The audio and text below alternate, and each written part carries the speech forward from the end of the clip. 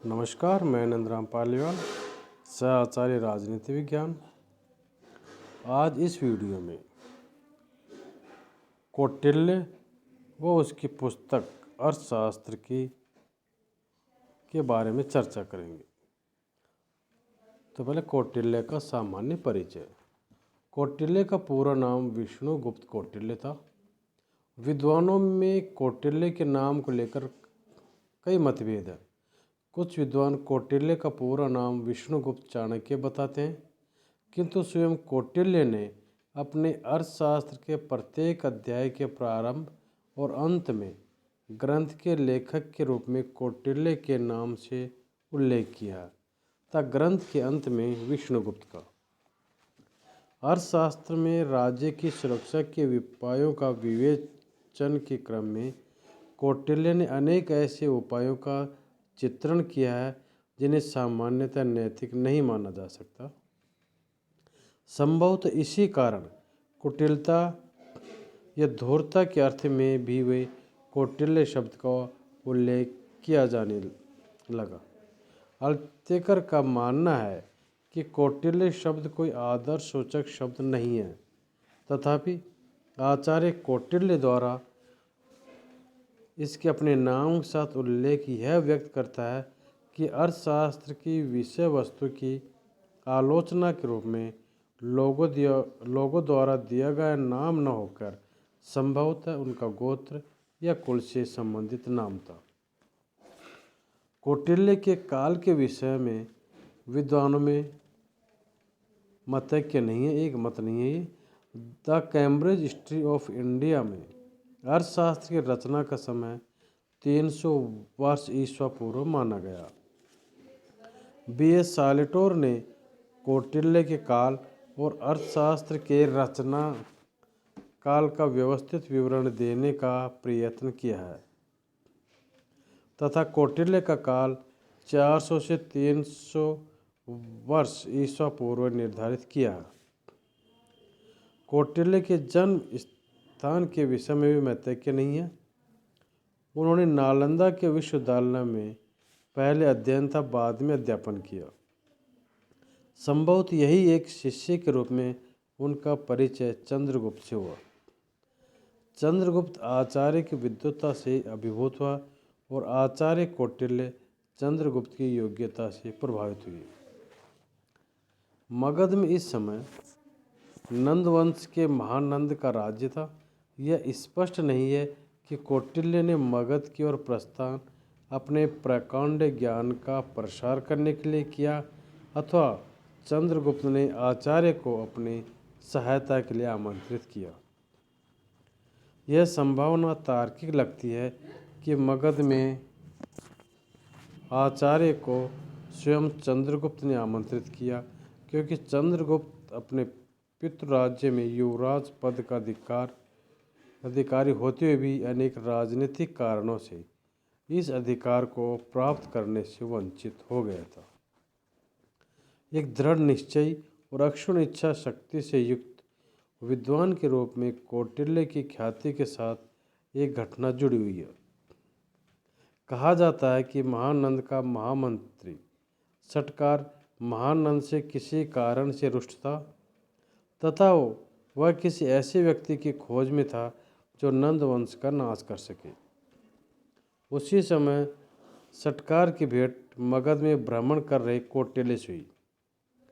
सटकार को आचार्य के दृढ़ निश्चय, उत्कट विद्वत्ता तथा राज्य के सैद्धांतिक और व्यवहारिक पक्षों के अभूतपूर्व ज्ञान आदि गुणों के आधार पर यह विश्वास हो गया कि यह क्रोधी ब्राह्मण यदि नंद वंश के नाश का बीड़ा उठा ले तो नंद वंश का अंत अवश्य हो जाएगा। सटकार को राजा ने किसी समारोह के लिए कुछ ब्राह्मणों को आमंत्रित करने का काम सौंपा था। उसने राजा की ओर से कौटिल्य को उक्त समारोह के लिए आमंत्रित किया और उस समारोह में कौटिल्य के लिए एक उच्च आसन की व्यवस्था की। ब्राह्मणों के दर्शनार्थ उपस्थित होने पर राजा महानंद की दृष्टि कृष्णवर्ण कौटिल्य पर पड़ी। राजा ने गुस्से से कहा यह चांडाल यहाँ क्यों बुलाया गया? कौटिल्य इस अपमान को सहन न कर सका और उसने आसन से उठकर भरी सभा में ही अपनी चोटी खोलते हुए यह प्रतिज्ञा की कि अब मैं तब तक शिखा नहीं बांधूंगा जब तक नंद वंश को समूल नष्ट न कर दूं। फलत कौटिल्य ने अपने उपायों से नंद वंश का विनाश किया और चंद्रगुप्त को मगध के सम्राट पद पर आरूढ़ किया। चंद्रगुप्त ने कौटिल्य को अपना प्रधानमंत्री बनाया और उसकी सहायता से अपने राज्य को व्यवस्थित ढंग से शासित करने के साथ साथ उसकी सीमाओं में विस्तार भी किया। अब है अर्थशास्त्र और इसकी विषय वस्तु। अर्थशास्त्र में कुल 15 अधिकरण हैं और इन 15 में अलग अलग बातों की चर्चा की। प्रथम अधिकरण में राज्य से संबंधित समस्याओं, ज्ञान की शाखाओं आदि का सैद्धांतिक विवेचन किया गया है। दूसरे अधिकरण में राज्य के प्रशासनिक विभागों या संगठनों और पदाधिकारियों का विवेचन किया गया। तीसरे व चौथे अधिकरण में क्रमशः राज्य की दीवानी और फौजदारी न्यायिक प्रणाली का विवेचन किया गया है। पांचवें अधिकरण में राजकीय कर्मचारियों के अनुशासन, अधिकारों और दायित्वों का वर्णन किया गया। छठे अधिकरण में राज्य की 7 प्रकृतियों या अंगों का विवेचन किया गया है। आठवें अधिकरण में युद्ध, पराजय तथा सेना संबंधी व्यवस्थाओं का चित्रण किया गया है। 9वें अधिकरण में विभिन्न आपत्तियों से राज्य के बचाव की सामान्य नीति और तात्कालिक उपायों का विवरण दिया गया। 10वां अधिकरण युद्ध नीति से संबंधित है। 11वें अधिकरण में आपातकालीन स्थिति में शत्रु के नाश अथवा उसको वश में करने के उपायों के साथ ही विजेता द्वारा विजित के प्रति किए जाने वाले व्यवहार का वर्णन किया गया है। 12वें और 13वें अधिकरण में विशिष्ट परिस्थितियों में राज्य के द्वारा अपनाए जाने वाले रक्षा संबंधी उपायों का विवेचन है। 14वें अधिकरण में शत्रु नाश के लिए विषैली औषधियों, मंत्रों आदि का वर्णन है। 15वां अधिकरण मुख्यतः पारिभाषिक है तथा उसमें विभिन्न प्रसंगों में ग्रंथ में प्रतिपादित विचारों के अर्थान्वयन के लिए सूत्र प्रस्तुत किए गए हैं। कौटिल्य ने अपने ग्रंथ में अनेक स्थलों पर संकेत दिया है कि उन्होंने अपने पूर्ववर्ती समस्त राजनीतिक चिंतकों के विचारों का भलीभांति विवेचन व मूल्यांकन करने के उपरांत ही इस ग्रंथ यानी अर्थशास्त्र की रचना की है। अब अर्थशास्त्र में राजनीतिक ज्ञान का महत्व। प्राचीन भारतीय ग्रंथों में राजनीतिक ज्ञान को दंड नीति की संज्ञा दी गई है। कौटिल्य व अर्थशास्त्र में दंड नीति को ज्ञान की स्वतंत्र व स्वायत्त शाखा के रूप में महत्व प्रदान किया गया है। इस अर्थ में अर्थशास्त्र स्मृतियों की तुलना में एक भिन्न दृष्टिकोण प्रस्तुत करता है। मनुस्मृति में दंड नीति शब्द का प्रयोग प्रमुखता से नहीं हुआ, अपितु राजकीय दायित्वों और अधिकारों तथा राज्य और प्रजा के संबंधों के निरूपण के प्रकरण को राजधर्म की संज्ञा दी गई है। इस प्रकार जहाँ मनुस्मृति संपूर्ण समाज के लिए एक आचार संहिता प्रस्तुत करते हुए राजनीतिक व्यवस्था को पूर्ण सामाजिक व्यवस्था का एक भाग मानकर चित्रित करती है, वहीं कौटिल्य के अर्थशास्त्र में दंड नीति के स्वतंत्र महत्व को स्पष्ट किया गया है। कौटिल्य ने ज्ञान की 4 शाखाओं का चित्रण किया है: त्रयी, वार्ता, आनुषंगिकी और दंड नीति। ज्ञान की शाखाओं को कौटिल्य ने विद्या का नाम दिया तो यह स्पष्ट किया है कि जिससे किसी विशेष संदर्भ में उचित, अनुचित व कर्तव्य अकर्तव्य का ज्ञान हो उसे विद्या कहते हैं। त्रयी के अंतर्गत कौटिल्य ने वेद और वेदांगों के ज्ञान, नैतिक और आध्यात्मिक विषयों को सम्मिलित किया है। सामाजिक विषयों को भी त्रयी के अंतर्गत सम्मिलित किया है। इस प्रकार त्रयी का संबंध नैतिक, आध्यात्मिक और पारलौकिक विषयों से माना गया है। कौटिल्य ने वार्ता में कृषि, पशुपालन, उद्योग तथा ऐसे विषयों को सम्मिलित किया है जो भौतिक उपलब्धियों और संपत्ति आदि के अर्जन से संबंधित हों।